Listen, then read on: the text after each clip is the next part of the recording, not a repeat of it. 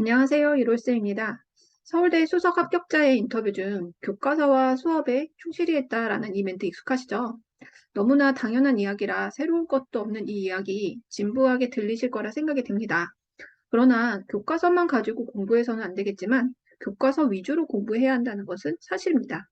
그래서 오늘은 지금까지 제가 영상에서 다루었던 고교학점제 입시에 대한 이야기가 아니라 아이에게 적용할 수 있는 교과서 읽는 방법에 대한 이야기로 준비해 보았습니다.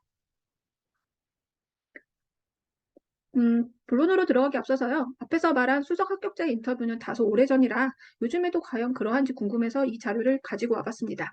여기 보이는 이 내용은 2023 서울대학교 학생부 종합전형 안내 책자에 나오는 내용에서 발췌한 부분인데요. 서울대가 공개한 공부 방법이라고도 할 수 있겠죠.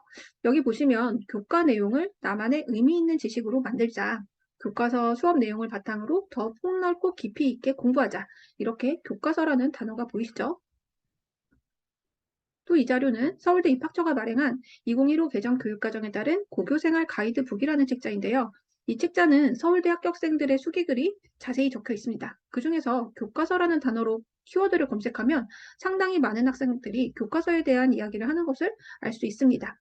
이 학생은 물리학을 이해하기 위해서 물리 1, 물리 2 교과서를 충실히 공부했고, 또 이 학생은 고등학교 때 교과서를 꼼꼼하게 읽는 습관을 기를 필요가 있다고 쓰여 있죠. 그리고 이 학생은 교과서를 읽다가 궁금한 점이 생기면 공부한 개념에 왜라는 질문을 하고 답을 찾아갔다고 합니다. 공부 잘하는 학생들에게 뭔가 큰 비법이 있는 것 같지만 의외로 방법은 단순합니다. 교과서를 중심으로 공부하고 교과서에서 해결이 안 되거나 더 알고 싶은 것은 스스로 더 자료를 찾고 공부를 했다는 것이죠. 이 같은 내용은 서울대뿐 아니라 모든 대학에서 원하는 학생 상이기도 합니다. 그러나 대부분의 아이들은 교과서의 중요성을 간과합니다. 교과서는 서술식으로 되어 있으니 눈에 잘 안 들어오는 것 같아 보기가 어렵다고 학생들이 많죠. 제가 코칭하고 있는 아이들만 해도 집에 교과서가 있다는 학생은 보기가 힘듭니다. 굳이 교과서를 아이들이 고집할 필요가 없는 이유도 주변에도 넘쳐납니다. 서점에 가면 요점 정리를 일목요연하게 해놓은 문제집이나 참고서가 즐비해 있고요. 일타 강사가 가르치는 내용을 듣고 있으면 완벽하게 이해된다고 느껴지죠. 핸드폰만 켜도 유튜브에서는 눈길을 잡아끄는 영상들로 수업 내용을 재현하기도 합니다. 그럼 편하고 모든 것이 정리되어 있는 참고서가 아니라 교과서를 읽어야 되는 이유는 무엇일까요? 대부분 참고서를 선호하죠. 왜냐하면 참고서는 교과서에 있는 내용과 수업 시간 선생님의 설명 내용이 함께 정리되어 있고 핵심 요약, 예제 문제까지 들어가 있습니다. 그래서 아이들은 한 권으로 편하게 공부할 수 있으니 교과서는 점점 뒷전으로 밀려나게 되는 거고요. 그러나 다른 사람이 편집하고 정리한 자료로 편하게 하는 공부는 오래 기억에 남지 않습니다. 호기심을 자극하거나 지속적이고 심층적인 공부가 되기 어렵습니다. 그 이유는 정보를 스스로 구성하고 재해석해보고 저장하고 인출하는 과정을 거치지 않았기 때문이죠. 교과서는 각 분야의 전문가 집단이 심혈을 기울여 만든 책이고요. 모든 지식 중에서 가장 기본이 되는 지식을 담고 있죠. 그래서 교과서를 주 교재로 삼아야 하고요. 자습서, 참고서, 교사용 지도서는 부교재로 공부를 해야 됩니다. 교과서는 단원의 목표가 분명하고 배워야 할 내용들이 명확하고 효율적으로 공부할 수 있게 편집이 되어 있습니다.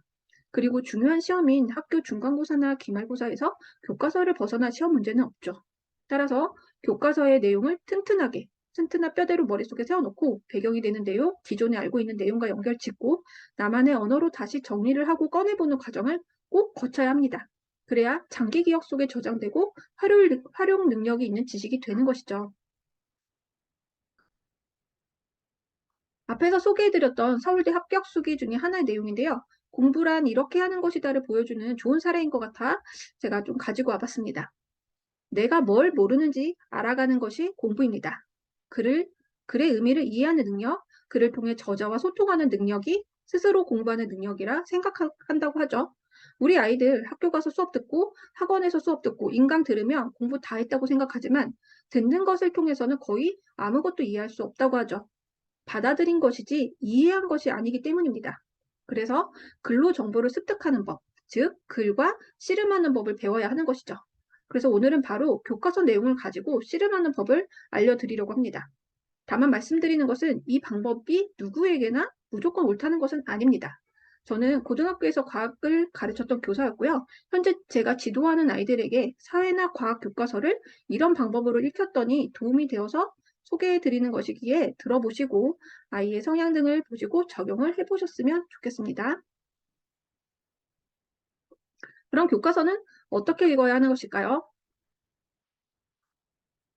교과서에 나오는 글들은 이렇게 분명한 학습 목표를 가지고 있고요. 대단원, 대제목, 소제목 등의 순서로 위계적인 내용이 제시되며 다양한 시각적 자료, 탐구 활동이 연결지어서 나옵니다. 이런 특성을 가진 교과서는 전체를 파악하면서 세부적인 내용을 연결할 수 있어야 교과서 내용이 내 것이 되는 것이죠. 여러 과목 중에서도 특히 사회과학이 지금 설명드리는 방법을 읽으면 도움이 될 것입니다. 그래서 저는 오늘 영상에서는 중학교 3학년의 과학에 나오는 내용을 예시로 6단계로 교과서 읽는 방법을 설명해 드리겠습니다. 첫 번째로 먼저 목차를 살펴봅니다. 우리가 여행을 떠날 때 목적지로 가기 전에 지도를 먼저 보듯이 세부적인 내용을 공부하기 전에 목차를 먼저 확인하는 것이죠. 그래서 오늘 내가 공부할 부분의 대단원과 대제목, 소제목이 무엇인지 파악하는 것이 첫 번째입니다. 예시로 오늘은 자극을 전달하는 신경계 이 부분을 공부한다고 가정을 해볼 건데요. 그러면 오늘 공부할 부분의 대단원 제목은 자극과 반응이고 대제목은 신경계와 호르몬이고요. 소제목은 자극을 전달하는 신경계라는 것이 파악이 되겠죠. 이렇게 목차를 보았다면 그 다음은요. 교과서를 한 페이지씩 읽어볼 건데요. 일단 왜 이렇게 읽어야 되느냐. 교과서에 있는 내용을 무작정 외우기 전에는 무조건 이해가 먼저 선행이 되어 있어야 합니다. 그래서 두 번째 단계는 교과서를 읽는 단계이지만 한 번에 해당 단원의 내용을 다 읽는 것이 아니라 한 페이지씩 읽습니다. 처음부터 외우려고 하지 말고요. 이해하는 것을 목적으로 읽어야 된다는 것이 중요한 점이고요. 이렇게 제가 한번 의식의 흐름으로 글의 내용을 한번 이해하면서 읽어보도록 하겠습니다. 예시를 들어드릴게요. 이 한 페이지씩 읽는다고 가정을 하겠습니다. 신경계에서 자극은 어떻게 전달될까라는 내용이 주제구나. 야구를 할 때 투수가 공을 던지고 타자가 공을 치는 게 우리 몸 안에서 자극을 전달하고 반응하도록 신호 보내는 일을 하기 때문인데 이건 신경계가 담당하는 일이라고 배웠었지? 그럼 이것과 관련된 내용이 나오는 건가? 신경계는 신경세포체인 뉴런으로 이루어져 있구나. 뉴런, 굵은 글씨로 써있네? 중요한 개념이구나. 그럼 이 뉴런은 어떻게 구성되어 있지? 신경세포체의 가지돌기, 축삭돌기로 이루어져 있구나. 꼭 단추에서 실이 나온 것처럼 생겼네. 신경세포체에서는 우리 세포처럼 핵과 세포질이 있어서 생명활동이 일어나는군. 이렇게 한 문장씩 읽어나가면서 스스로 물어보고 답해보면서 이해하는 과정이 선행되어야 합니다. 그 다음은 세 번째 단계인데요. 교과서 한 페이지에는 많은 글들이 들어가 있지 않습니다. 2단락에서 3단락 정도의 글이 있고 사회나 과학은 그림, 사진, 도표가 있는 경우가 많죠. 이 예시를 보면 신경계에서 자극은 어떻게 전달될까? 이게 이 글의 주제입니다. 그리고 글을 읽어나가면서 중요하다 생각되는 부분에 밑줄을 긋는 거죠. 밑줄이 많아도 괜찮습니다. 교과서에 있는 글은 대부분이 꼭 필요한 내용만 서술되어 있기 때문에 전체적으로 다 중요할 수가 있기 때문입니다. 신경계는 신경세포인 뉴런으로 이루어져 있다는 것, 이 뉴런은 신경세포체의 가지돌기, 축삭돌기로 이루어져 있고 그 다음은 뉴런을 이루는 이 세 가지에 대한 특성이 적혀 있죠. 다음 단락은 뉴런의 기능에 따른 분류가 나옵니다. 감각뉴런, 연합뉴런, 운동뉴런으로 구분이 되고 각각의 뉴런들에 대한 설명이 이어지기에 밑줄을 그으면서 다시 한번 내용을 살펴보는 것이죠. 자, 이제 네 번째 단계는요. 핵심어를 찾아보는 거예요. 여기서 신경계를 이루고 있는 신경세포체인 뉴런이 가장 중요한 핵심어겠죠.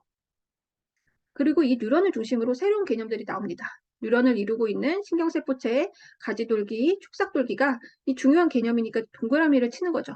다음 단락은 뉴런의 기능에 따라 감각뉴런, 연합뉴런, 운동뉴런 이렇게 세 가지로 분류를 하기 때문에 각각 동그라미를 치면서 핵심어를 파악합니다. 핵심어를 찾았다면 이제 이 내용은 암기를 해야 한다는 뜻이기도 합니다. 자, 그럼 지금까지 중요한 내용의 밑줄을 긋고 핵심어까지 찾아보았다면 다음으로 할 일은 한 단락씩 소주제를 정해보는 것입니다. 첫 번째 단락은 뉴런의 구조, 두 번째 단락은 뉴런의 기능에 따른 분류 이렇게 적어보는 것이죠. 이렇게 적어보기까지 했다면 마지막 6번째 단계는 인출을 해보는 과정을 거쳐야 되는데요. 소주제로 적어놓은 뉴런의 구조, 그 다음에 뉴런의 기능에 따른 분류만 보고 내용을 기억해보는 거죠. 뉴런의 구조가 뭐였더라? 뉴런은 신경세포체 가지돌기, 축삭돌기로 이루어져 있고 신경세포체는 블라블라블라 이렇게 혼잣말로 해봐도 좋고요. 누군가에게 가르치듯 설명해도 좋습니다. 중요한 것은 소주제만 보고 어떤 내용이 있었는지 기억해 보면서 내가 알고 있는 것과 모르는 것이 어떤 것인지 파악하는 것이죠. 시험 보기 전에는 이 소주제를 질문으로 바꾸고 답해 보면서 암기를 하면 됩니다. 앞서 말씀드린 것처럼 사회와 과학은 이런 방법으로 꼼꼼히 교과서를 읽어보면 분명 도움이 될 것이기 때문에 꼭 아이들과 해보시길 바라겠습니다. 저는 아이들 코칭을 하면서 가장 중요하게 생각하는 것이 그날 아이들이 공부한 것들을 머리에 얼마나 남기느냐입니다. 힘들게 5시간 이상 책상에 앉아 있었어도 자신이 무엇을 알고 무엇을 모르는지 이런 걸 모르고 하루를 정리하며 오늘 공부한 것들을 떠올리는 작업을 하지 않는다면 힘들게 공부했지만 남는 것은 없는 공부를 한 셈이니까요. 그래서 플래너를 짤 때 자기 전 1시간은 꼭 복습 시간으로 넣고 그 시간에 오늘 배운 내용들을 인출해보는 연습을 꼭 하게 합니다. 그리고 이 부분들을 지켰는지 꼭 체크도 한번 해보게 하고 있어요. 공부가 지루한 것은 한두 달 열심히 한다고 눈에 띄는 변화를 감지할 수 없기 때문입니다. 그래서 눈에 보이는 변화를 느끼게 해주면 이것이 아이들을 계속 공부할 수 있게 해주는 원동력이 될 수 있다고 생각을 해요. 그리고 혼자서 복습하는 것이 잘 안 될 테니 이렇게 카페에 아이들이 글을 올리게 하고 있어요. 그렇게 하루하루 자기가 공부한 것들이 쌓이다 보면 눈으로 보이기 때문에 아이들에게 성취감이 생기고 이것이 또다시 열심히 공부를 해야겠다 이런 동기부여가 되어주기도 합니다. 그러나 자기주도 학습이 습관화되어 있지 않은 대부분의 아이들은 오늘 마음을 먹는다고 오늘 당장 실행하고 당장 바뀌지 않습니다. 조바심을 내기보다 꾸준히 묵묵히 옆에서 독려하고 격려하면서 아이와 함께 뛰어주시면 됩니다. 마지막으로 오늘 좀 내용 정리를 해볼게요. 교과서 읽는 법 6단계를 간략히 다시 정리해 보도록 하겠습니다. 첫 번째는 먼저 목차를 살펴보고요. 두 번째는 교과서를 한 번에 다 읽지 말고 이해를 하면서 한 페이지씩 읽어보는 거죠. 세 번째 단계는 단락별로 중요한 내용의 밑줄을 그어보고요. 네 번째는 그 중에서도 핵심어를 찾아봅니다. 이렇게 핵심어를 찾았다는 것은 이 핵심어는 외워야 된다는 뜻이 되고요. 다섯 번째는 단락별로 소제목을 정해봅니다. 그리고 마지막으로 여섯 번째는 이 소주제만 보고 내용을 기억해야 되는 단계죠. 공부가 지루한 것은 한두 달 열심히 한다고 눈에 띄는 변화를 감지할 수 없기 때문입니다. 그래서 플래너에 색칠을 한다던가 체크를 한다던가 복습 기록을 남겨본다든가 이렇게 눈에 보이는 변화를 느끼게 해주면 아이들이 계속 공부할 수 있게 해주는 그런 원동력이 될 수 있다고 설명을 드렸습니다. 그래서 오늘 영상을 통해서는 모든 지식 중 가장 기본이 되는 지식을 담고 있는 교과서 읽는 방법에 대한 내용을 좀 다루어 보았습니다. 고교학점제 입시에 대한 정보도 다루면서 어머니들께서 직접 아이들을 지도할 수 있는 교과서 읽기, 노트 필기, 기억법, 암기법 이렇게 활용 가능한 학습 코칭에 대한 부분도 좀 앞으로 좀 종종 다루어 볼 예정입니다. 알아야 불안하지 않습니다. 사교육에 휘둘리지 않고 바뀌는 교육 정책에 불안하지 않으시도록 언제나 진정성 있는 교육 정보로 명확함을 돕는 비롤쌤이 되겠습니다. 지금까지 시청해주셔서 감사하고요. 도움이 되셨다면 구독과 좋아요, 알림 설정도 부탁드려요. 감사합니다.